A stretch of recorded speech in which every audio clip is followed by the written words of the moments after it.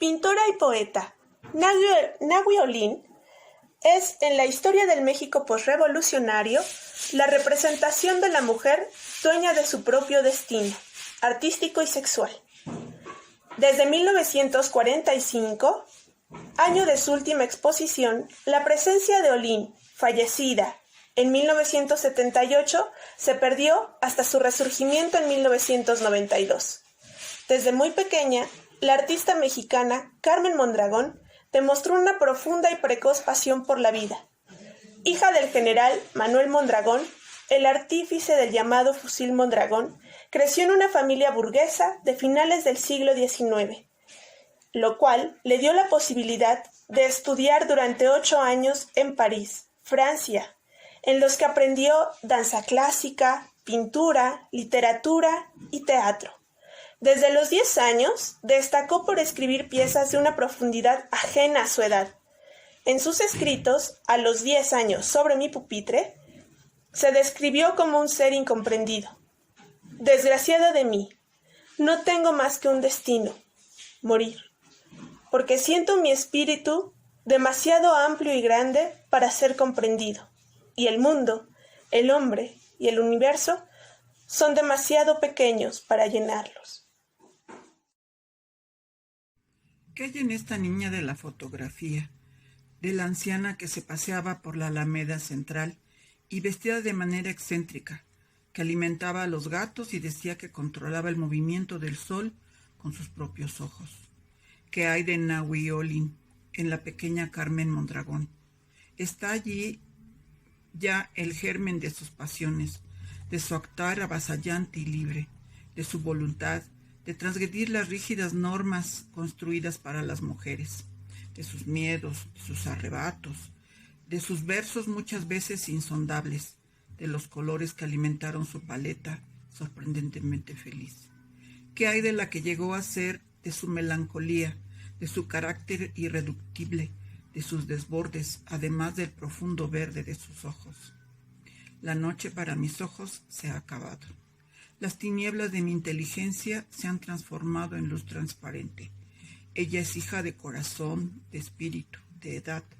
La pasión ardiente, la esperanza, la ilusión y el amor, sobre todo, que me enfurece como un formidable huracán en medio del desierto. Ahora que percibo en medio del desierto, ahora que percibo que sufro y soy sensible a todo, tengo sed de todo lo que es bello, grande y embriagador, con un ardor extremo, una ilusión loca de juventud y de vida. Quiero hacer vibrar mi cuerpo, mi espíritu, hasta los últimos sonidos. El nombre náhuatl se refiere al cuarto movimiento o perpetuo movimiento en relación al calendario mexica, es decir, una constante renovación.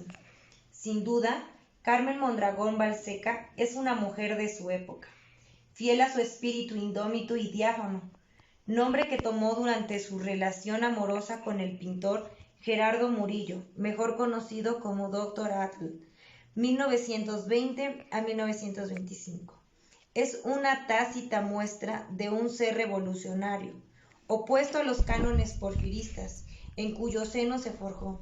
Su revolución es intimista, mundialmente nacionalista, obediente a sus propios credos y manifestaciones espirituales de un nuevo nacionalismo, transgresor para la época en que le tocó vivir. Fiel a su espíritu descendiente, marcó toda una época dentro del contexto histórico-social. Es muy interesante cómo la denotación y connotación de su nombre en náhuatl, Nahui Olin, representa el cuarto movimiento del sol. En la cosmología náhuatl también significa movimiento perpetuo con una manifestación de su espíritu. Tan es así que al firmar con el seudónimo, gran parte de su obra podemos observar la representación subjetiva de un ser fascinante. Para mí, para ti, ya no habrá ayer ni mañana. Para nosotros dos, solo hay un solo día, la eternidad del amor y un solo cambio, más amor. Amor que se transforma en más amor, donde no hay ayer ni mañana, solo un espacio infinito. Un día donde la noche no existirá sino para amarnos, una noche que será más luminosa que el día mismo, cuando nuestras carnes se junten. Es nuestro destino. Carta al Dr. Atle. Olin pinta un total de 19 autorretratos. En 6 de ellos se dibuja sola, mirando fijamente al espectador con unos ojos desproporcionadamente verdes, siempre vestida y acompañada por el paisaje que testimonia el lugar, que, como comenta Jacques Derrida en su libro sobre pintura y ceguera, la miro mirarse. Los 13 autorretratos restantes atestiguan a Nahui enamorada. En la mayoría de ellos, el personaje principal es el amante, Matías Santoyo, Lizardo y principalmente el capitán Eugenio Agacino, hombre que murió abruptamente y del cual vivió enamorada hasta el momento de su muerte. Para calzarme los pies, tengo que buscar unos zapatos rojos y negros que besen la tierra con las puntas, que perfeccionen los contornos de mis piernas, con unos calzados rojos y negros que señalen el peligro de ver mis piernas salir de mis faldas que terminan en las rodillas. Y recojo mis faldas con grandes nudos, que no desato más que ante las miradas de aquel a quien le gustan mis rodillas, mis pies calzados con unos zapatos rojos y negro, en mis pasos que son tan diferentes. Caminando, he inventado una música moderna que repique mis inquietudes, encarceladas en mis pies calzados de rojo, de negro, colores que se pueden ver, sin ver. ¿Qué hay en mi vida, en mis pasos, en mis pies? Algo rojo y negro.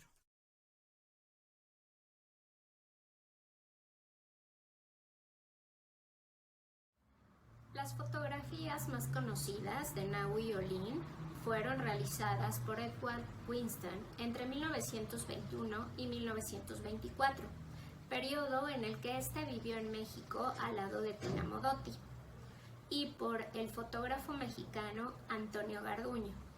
Ambos retratan una Nahui diferente. Las fotografías de Garduño son en su mayoría desnudos. Winston, por otra parte, se consagra a los retratos. El retrato de Nahui que miramos ahora nos explica la estilización de su cuerpo desnudo, a la francesa, su maquillaje de película muda, la palidez y la precisa iluminación. Sin embargo, y a pesar de lo que sabemos, tenemos que reconocer que hay una Nahui inmortalizada, que es muda, que efectivamente responde al tiempo preciso de su inscripción, pero que siempre va más allá, que eso que sobrepasa su momento histórico cada vez que intentamos enmarcarla. Mirar a Nahui o mirar la fotografía.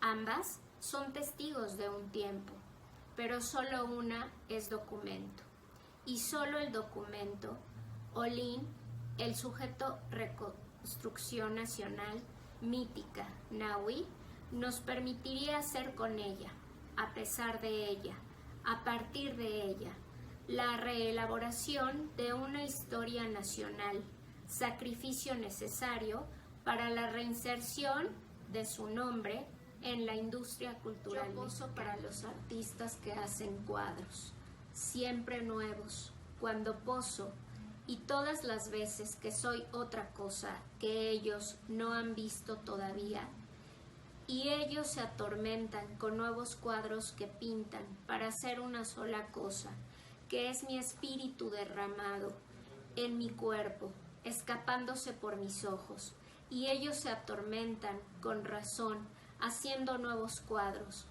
cuando poso y aporto una nueva cosa, que es mi espíritu derramado en mi cuerpo, saliendo por mis ojos, para posar para los señores que hacen siempre conmigo nuevos cuadros.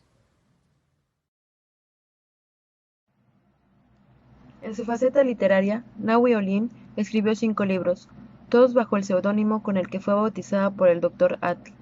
Su primer libro fue Óptica Cerebral, Poemas Dinámicos, publicado en 1922, que publicó viviendo con el Dr. Atle. el cual se compone de 27 poemas consignados en números romanos. El siguiente libro de poemas fue Callinement Jesús de Dans, publicado en 1923. En él se hallaron algunas de las emociones e impresiones de Nahui sobre su romance con Murillo, frases reflexivas, automáticas y hasta banales. A raíz de esta publicación se desencadenaron hechos que llevan un año después a la publicación de su tercer libro, Adix ans sur mon pupitre, en 1924, y fueron notas de Carmen cuando tenía 10 años.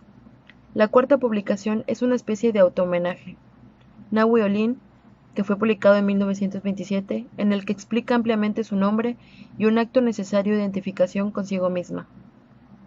El último libro aparece en 1937, nombrado Energía Cósmicas. La temática de este conjuga poesía y ciencia, y habla de radioactividad, la materia, la energía, el infinito, menciona a un Einstein y a la relatividad severamente cuestionada, el cosmos, las matemáticas, el tiempo. El verde de oblicuos agujeros, que de un rostro es lo que todos miran, y los que lo miran no saben por qué se extrañan, y miran dentro, con el solo deseo de mirar, y solo ven, y solo saben, y solo creen que son verdes agujeros oblicuos que se ven sin mirar el rostro, y que recuerdan piedras verdes, colores raros sin término de comparación, no penetran la potencia de expresión, la vibratoria inquietud, la constante rebeldía de un espíritu, de un cerebro en acción dotado de millares de fibras microscópicas sensibles al tacto de todo átomo viviente, de toda su materia en toda su esencia, tal cual es el mismo en su substancia, y sobre todo, y con mayor interés, a través de su interpretación cerebral, viviendo en segundos eternidades, y por sus profundos oblicuos agujeros verdes, todo lo que su mirada abarca, todo lo sumerge en densidades verdes. Y es el verde de oblicuos ojos más inconmensurable que el verde ojo de la tierra, el mar, porque el mar es puramente un elemento físico, y el verde de oblicuos agujeros es el débil reflejo de un elemento superior, el espíritu de un ser. En sus letras desciframos quién era Nahui Olin y cuáles son las razones que la convierten en una de las mentes más enigmáticas del arte mexicano. Porque Nahui tiene su propia versión de sí misma, al escribir siempre parte del yo, de su propia interioridad, y desde ahí se sumerge en temas del pensamiento universal como la vida, la muerte, el conocimiento, la filosofía, la ciencia y el de esos mundos nuevos que voy creando sin cesar, y de las cosas, y de los elementos, y de los seres que tienen siempre nuevas fases bajo la influencia de mi espíritu, y mi cuerpo, que tiene siempre loca sed, inagotable sed de inquietud creadora que juega con los mundos nuevos que voy creando sin cesar, y de las cosas que son una y que son mil, con los elementos, con los seres que me dan insaciable sed, y que no sé si tienen algo de sangre, algo de carne o algo de espíritu, que sirven de juegos intermitentes a la sensibilidad de mi materia, y mi espíritu tiene siempre loca sed, pero loca sed de él mismo, de crear, de poseer y destruir con otra creación de mayor magnitud que la que lo destruyó, y mi espíritu tiene loca sed, que nunca se extinguirá, porque su personalidad única no permite comunión o posesión alguna de igual magnitud, y en vano, en esos mundos nuevos que voy creando sin cesar en las cosas, en los elementos, en los seres, les propaga voluptuosamente caricias de apreciación exterior, las penetra, las palpa en su carnosidad y las muerde hasta beber su sangre sin conseguir más que una gran locura de insaciable sed, y con esa sed admirable nace el poder creador, y es fuego que no resiste mi cuerpo, que en continua renovación de juventud de carne y de espíritu es único, es mil, pues es insaciable sed, y mi espíritu y mi cuerpo tienen siempre loca sed. Nahui Olin se inspira, coincide y a veces forma parte de un grupo de mujeres transgresoras de esa misma época. Frida Kahlo, Tina Modotti, María Izquierdo, Lupe Marín, Lola Álvarez Bravo, entre otras, quienes forman parte del conjunto intelectual y político posrevolucionario en México y quebrantan todas las prohibiciones sociales y morales establecidas. Sin embargo, en el caso de Olin, recordemos que su inserción en este grupo se hace de manera tardía, siendo además notable que se habla de ella principalmente desde su protagonismo sexual. el proceso que implica escribir desde los 90 sobre la liberación sexual de los 70 para comprender a una mujer de los 20 sorprende principalmente por sus implicaciones. La sociedad mexicana no estuvo lista para una mujer como Nahui Olin.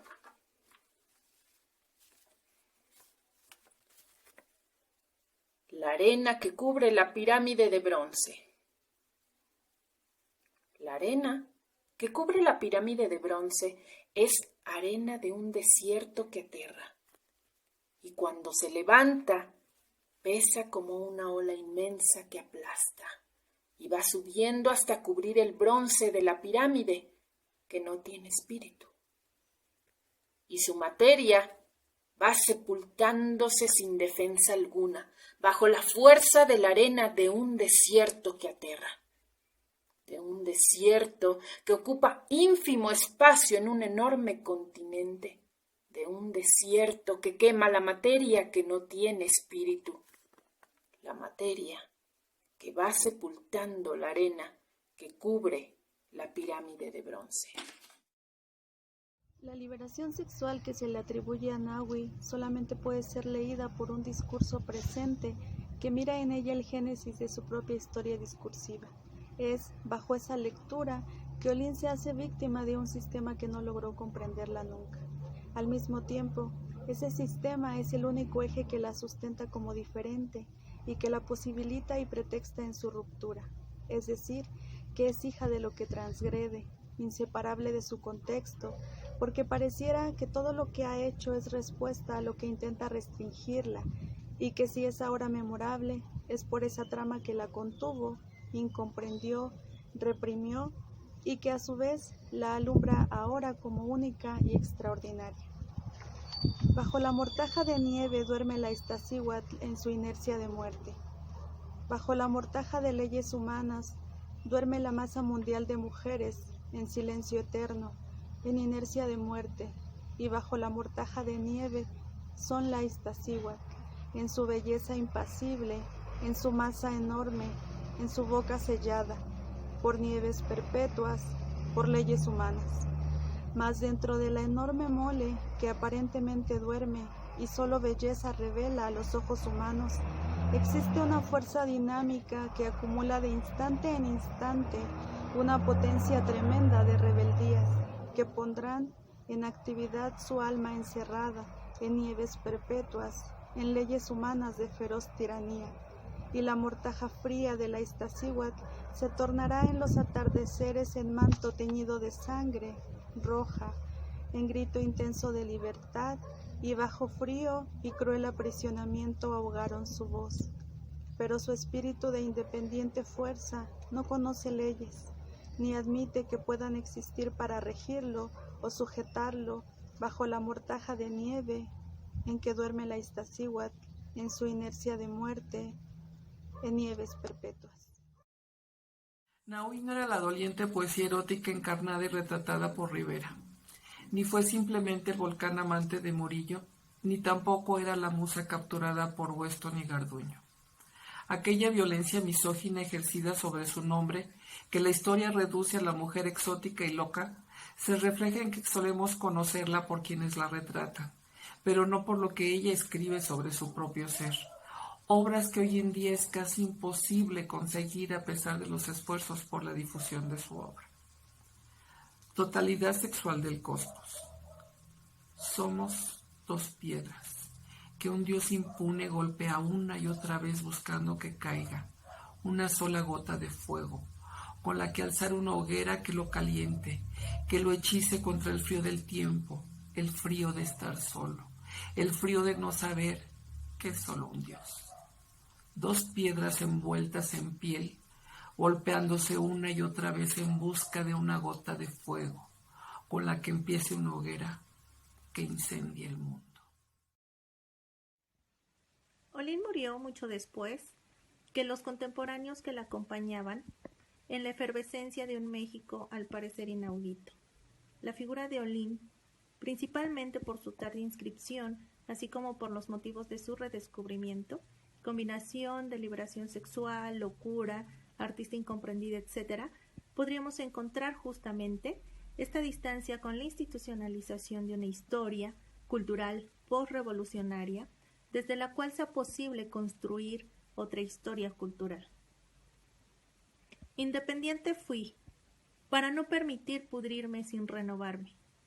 Hoy, independiente, pudriéndome me renuevo para vivir. Los gusanos no me darán fin, son los grotescos destructivos de materia sin savia. Y vida dan con devorarlo ya podrido del último despojo de mi renovación. Y la madre tierra me parirá, y naceré de nuevo ya para no morir.